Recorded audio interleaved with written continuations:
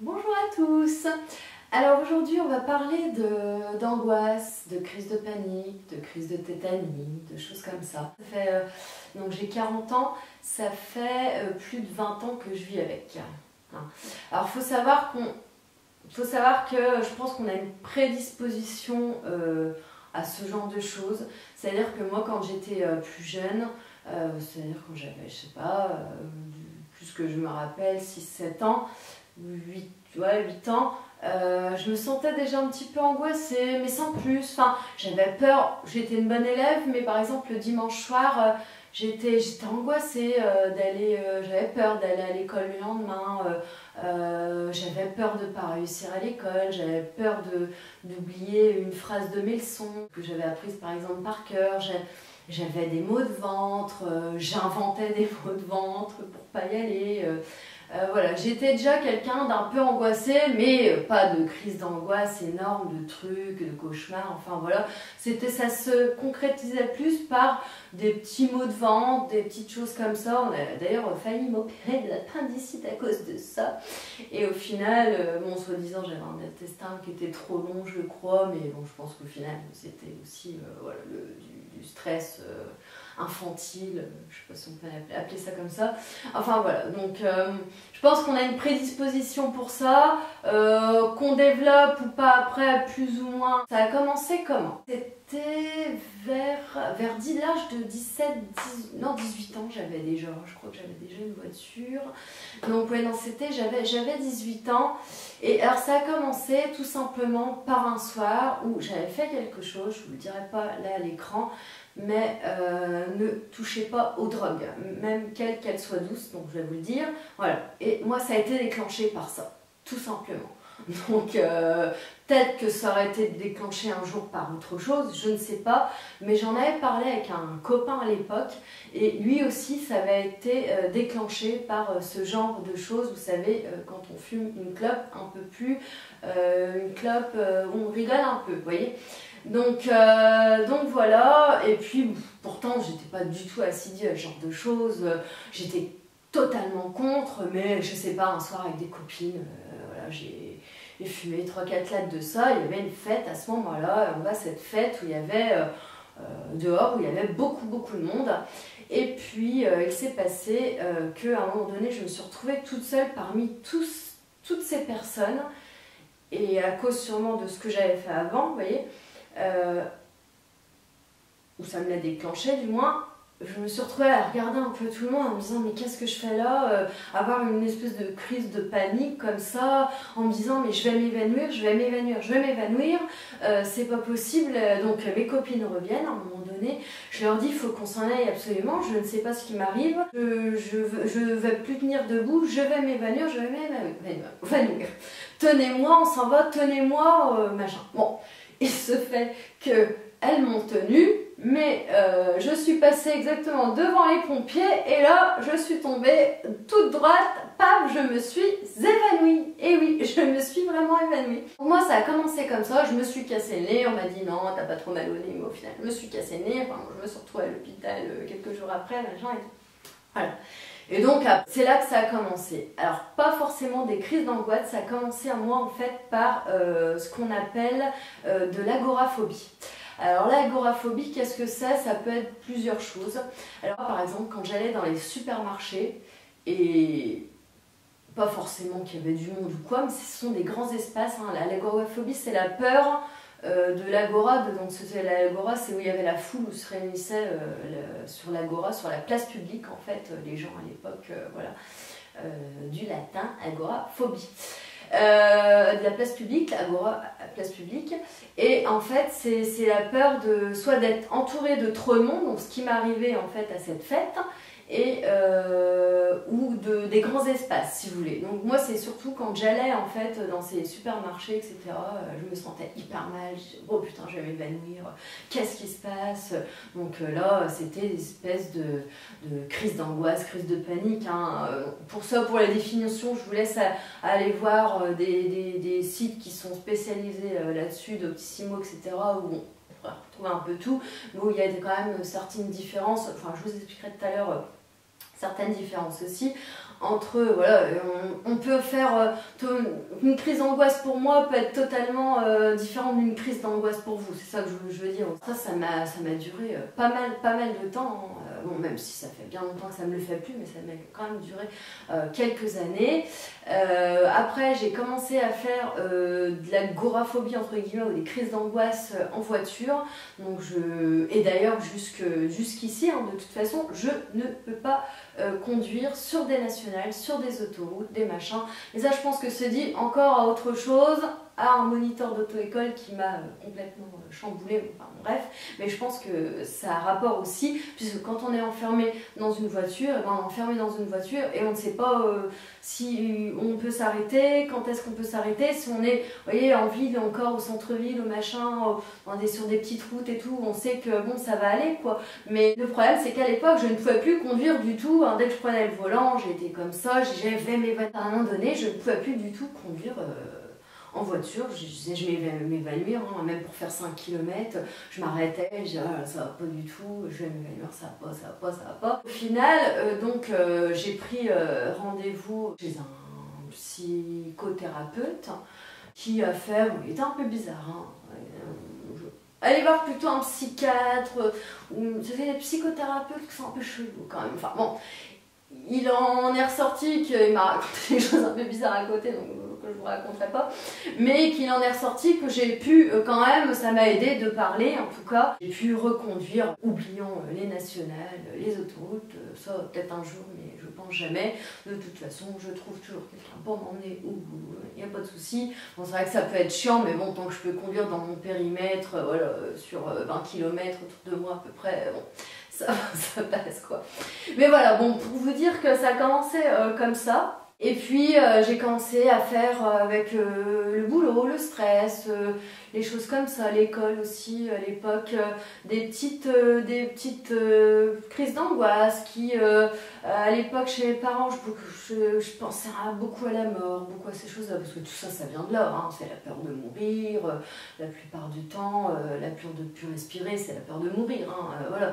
Alors causée par des choses des d'autres, hein, de ce qu'on a vécu dans l'enfance, de moi je sais pas, par exemple, je sais que j'ai été hospitalisée un mois quand j'étais tout bébé, quand j'avais 4 mois, pas pour une chose hyper grave, mais bon, j'étais hospitalisée. Peut-être que ça vient de là, peut-être que ça vient d'autre chose, peut-être que je suis née comme ça, peut-être que cette chose que je vous ai dit tout à l'heure qui m'a déclenché tout ça, et est-ce que sans, je sais pas, bon bref.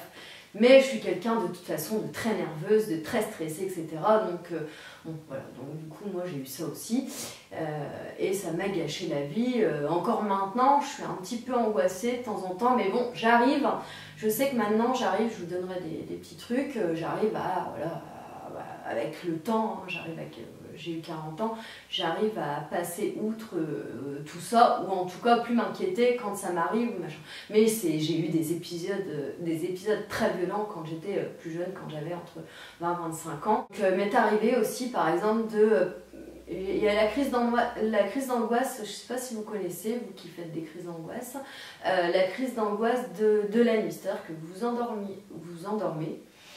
Et puis, je sais pas, c'est dans le premier sommeil, hein, donc c'est quoi, 15 minutes, 20 minutes après, ou 30 demi-heure après, vous vous réveillez comme ça, vous vous relevez, et vous vous dites je vais mourir. Alors c'est-à-dire que vous avez vraiment le cœur qui bat hein, quand vous faites ça, parce que vous avez l'habitude de faire ça, de compter vos battements de cœur, vous avez l'impression que vous allez mourir, hein. Vous êtes à 130, bon, à 130 vous n'allez pas mourir, mais quand même, voilà. Et vous avez l'impression que vous allez partir, c'est-à-dire que vous êtes là, c'est comme si quelqu'un vous avait injecté quelque chose voilà, pour vous endormir, pour vous opérer. Vous avez l'impression que vous allez partir, alors vous êtes là, non, alors à la fin...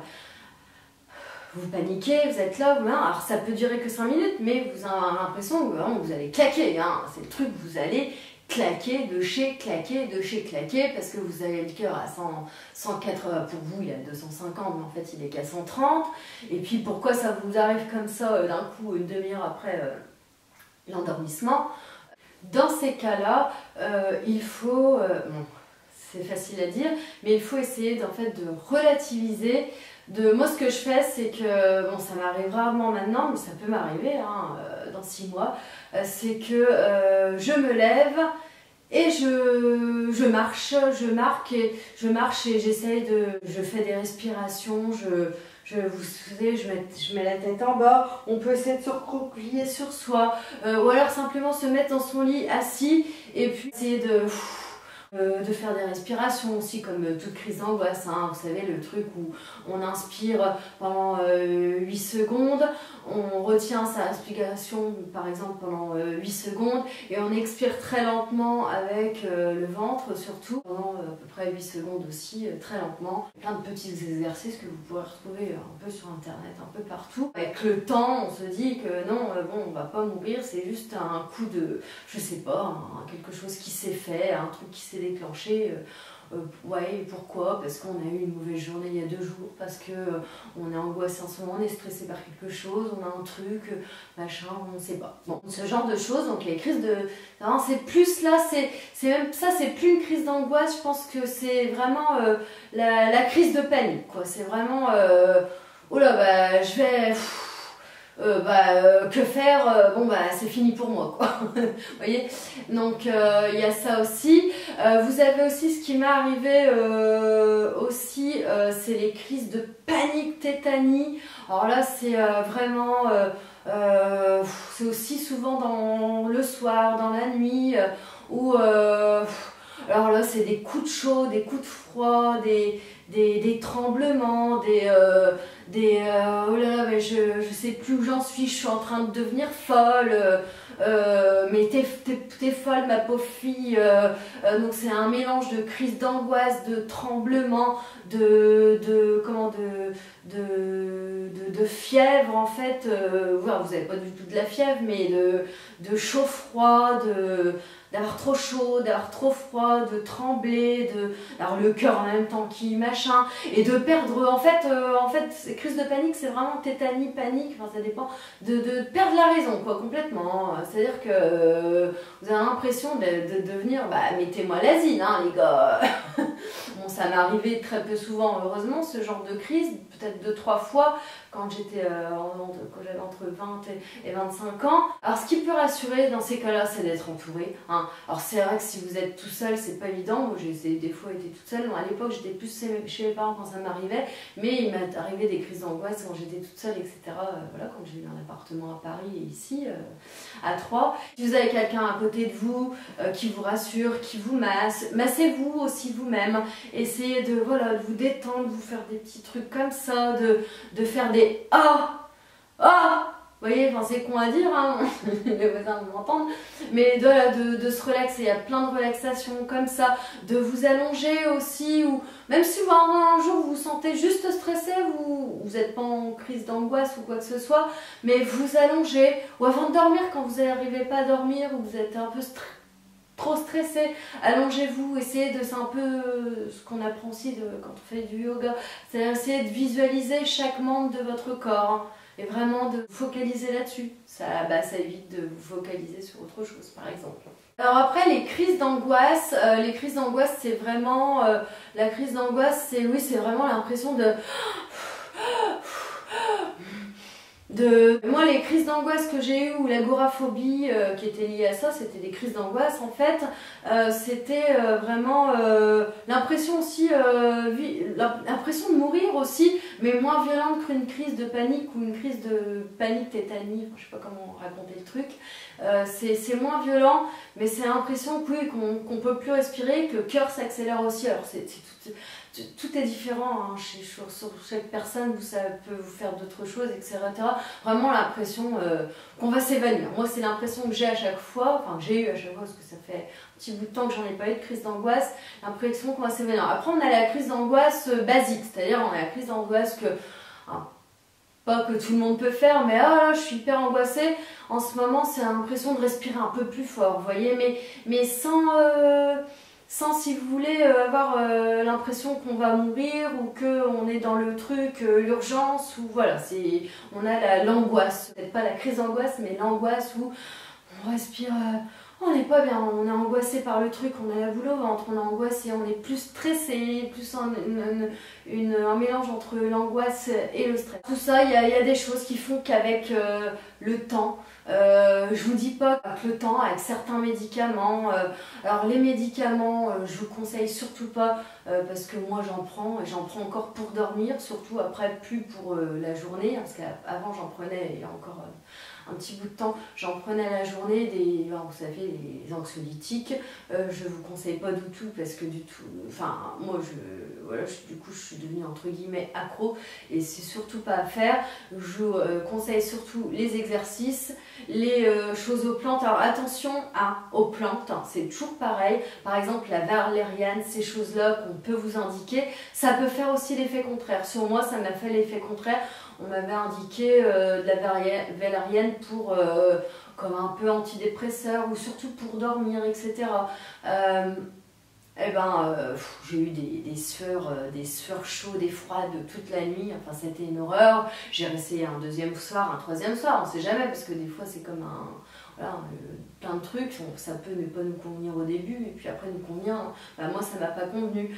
Après vous avez pas mal de choses, il y a tout ce qui est ophytose aussi, je crois, mais il y a de la valériane dedans. Il y a ce qui est pas trop mal, c'est sédatif PC, essayez. J'ai essayé à l'époque les fleurs de bac qui m'ont plutôt relaxé mais bon sans plus, voilà. Et je pense que c'est un exercice à faire soi-même, faites plutôt du sport, ce que je fais pas forcément mais j'essaye, du sport, du yoga, de la course si vous pouvez. Moi je sais que bon, j'aime pas courir, mais voilà, ou de la corde à sauter pour vous détendre, relaxez-vous au maximum, sortez avec vos amis, même vous renfermez pas chez vous, essayez de vous dire que oui, vos amis vous comprennent pas parce qu'ils ont jamais eu ces choses-là, essayez de pas leur en vouloir non plus, parce qu'ils ne savent pas ce que c'est. Quelqu'un qui n'a jamais eu de crise d'angoisse, qui n'est pas angoissé, ou qui n'a jamais eu de vraie crise d'angoisse, de vraie crise de panique, de vraie crise de tétanie, etc., ne peut pas exactement vous comprendre. Hein. C'est comme quelqu'un qui n'a jamais fumé et qui vous dit mais arrête de fumer, ça te donne des maladies. Et toi tu es là, bah ouais mais j'arrête, mais j'essaie d'arrêter, mais c'est compliqué. Tu vois, mais tu peux pas comprendre. Non, tu peux pas comprendre parce que tu n'as jamais fumé de ta vie, tu sais pas que c'est une drogue. Donc là, c'est pas une drogue, c'est une maladie, entre guillemets, hein, faut se le dire, c'est une maladie mentale, entre guillemets, une petite maladie mentale. Et si vraiment ça ne va pas du tout, ce que je vous conseille de faire, c'est d'aller voir un psychothérapeute ou plutôt un psychiatre, parce que le psychiatre, au moins, vous serez remboursé, il vous écoutera, et surtout essayez de trouver un psychiatre qui va pas tout de suite vous donner des médicaments, ou alors vous arrivez, vous lui dites, moi, je vais un peu vous raconter tout ça, mais je ne suis pas pour les médicaments, voilà, ou je suis pour les trucs aux plantes, les choses comme ça, etc. Donc vous voyez, il y a les fleurs de bac aussi, il y a toutes ces choses-là, il y a tout ce qui est granulé, hein, tout ce qui est homéopathie aussi, c'est sédatif PC, c'est pas trop mal, moi j'ai trouvé dernièrement, j'en ai repris un petit peu, c'est pas trop mal. Ce qui peut détendre aussi bizarrement, qui est aussi pour les douleurs aux muscles, c'est comment ça s'appelle, l'arnica. Ça détend les muscles et ça peut détendre en général. Hein. C'est bizarre, mais ça fait aussi cet effet-là. Voilà, et puis alors là je peux vous paraître agitée, mais c'est parce que j'ai réarrêté de fumer il y a quelques jours. Avec le temps, si vous avez 20 ans par exemple ou 25 ans, je vous dis que quand vous avez une crise, quelque chose, essayez tout de suite de relativiser et de vous dire non, je ne vais pas mourir, non, je ne vais pas. Ou si vous sentez que vous allez vous évanouir, vous avez l'impression que vous allez vous évanouir, bah asseyez-vous. N'importe où vous êtes, vous vous en foutez, vous êtes dans un supermarché, vous êtes au travail, peu importe, vous vous asseyez, vous mettez vos bras entre vous, en position voilà, fœtus, et ça va aller mieux. Ou si quelqu'un essaye de vous relaxer, de vous tenir la main, de faire des respirations, de prendre un petit médicament homéopathique que vous avez dans votre sac, de se relaxer, de se masser, de se taper aussi, il y a plein de choses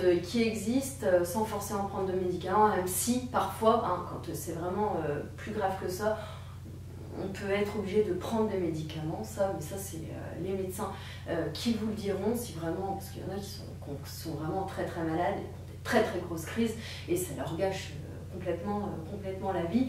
Mais je veux vous dire qu'avec le temps, si vraiment on relativise sur la vie, si on essaye d'avoir plus ces pensées, par exemple sur la mort, voilà, parce que une crise de panique, de crise d'angoisse, ça peut arriver à des comportements, à des dépressions, à des choses. Il y en a qui ont des petites crises d'angoisse dans la vie, mais ça va jamais plus loin. Puis il y en a qui ont des crises d'angoisse et puis ça peut monter crescendo parce qu'il y a des événements qui font que aussi, des événements plus ou moins graves d'ailleurs, hein, qui font qu'on est comme ça et que, ou des événements très graves qui font que, voilà, à ce moment-là, à ce moment T, vous aurez besoin de soutien parce que vous aurez ces choses qui arrivent et ces crises de panique, ces machins, et même jusqu'à la dépression, c'est possible aussi. Donc, mais on s'en sort avec le temps, on sait en tout cas comment les gérer, on en a de moins en moins.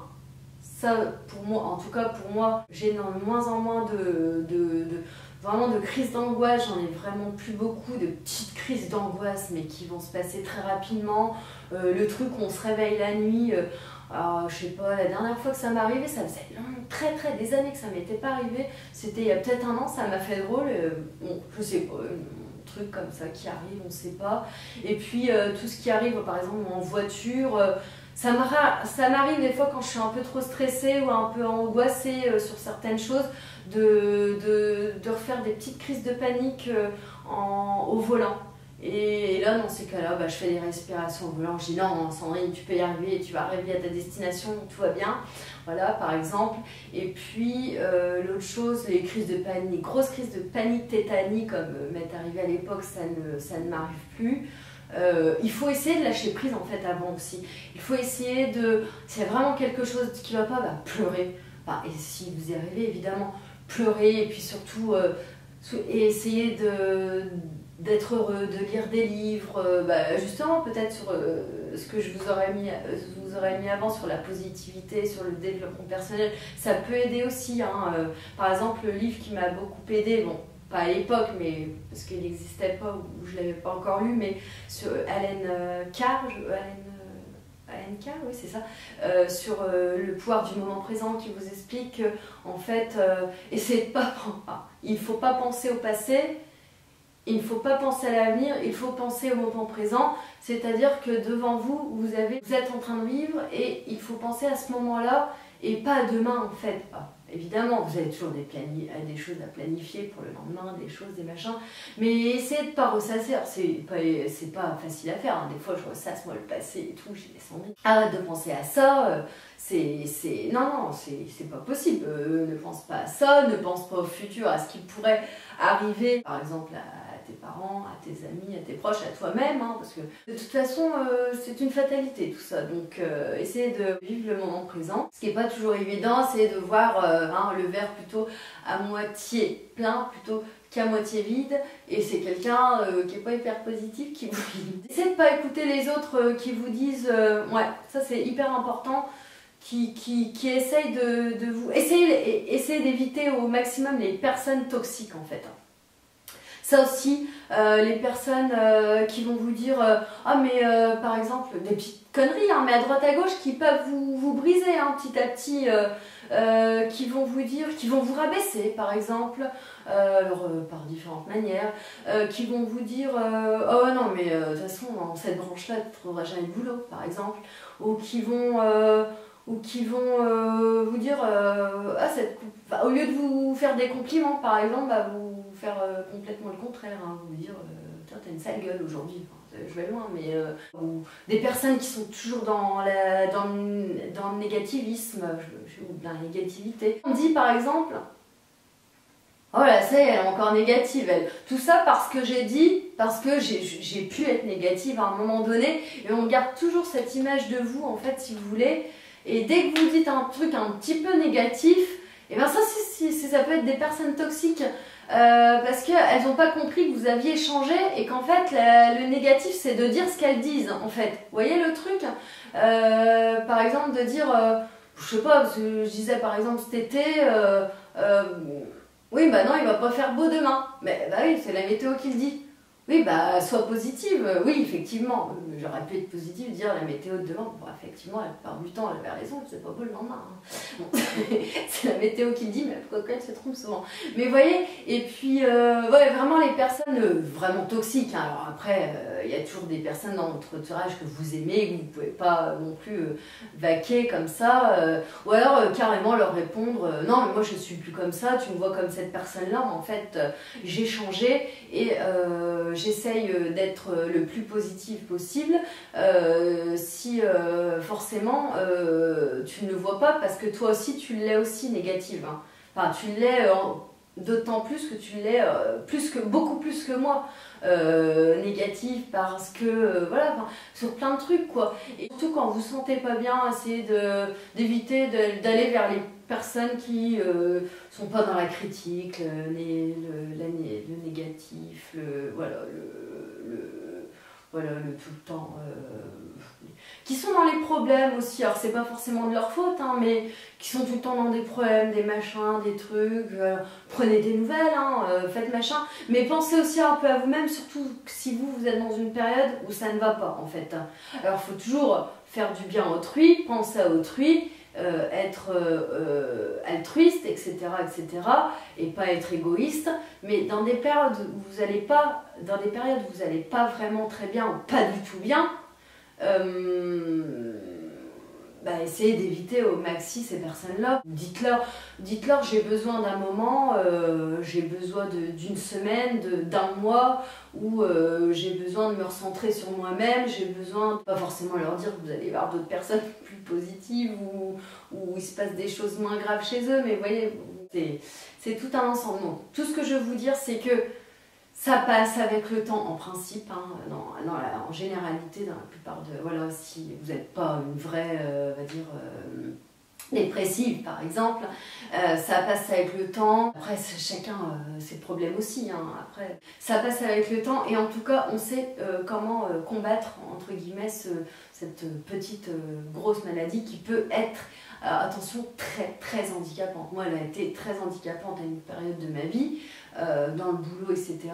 Et puis, j'ai pas été gâtée à l'époque par certaines choses, du harcèlement moral, un peu sexuel, etc. Enfin, j'y reviendrai peut-être un jour. Je vous dis, tout est possible. Je vous encourage à vraiment à vous dire que non, vous n'allez pas mourir, tout va bien aller, ça va passer. Avec le temps, j'ai 40 ans, moi je peux vous dire que du coup, je suis nerveuse dans la vie, j'ai toujours été comme ça, donc je resterai nerveuse, je resterai quelqu'un de stressé, plus ou moins, tout dépend des choses qui se passent dans ma vie, mais j'ai beaucoup moins d'angoisse, j'ai beaucoup moins de crises d'angoisse, j'en fais plus d'ailleurs pratiquement, de crises de panique, de trucs comme ça. Tout va bien aller, tout ira bien. Je vous fais des gros bisous, je vous dis à bientôt pour une nouvelle vidéo. Salut, bisous bisous, ciao.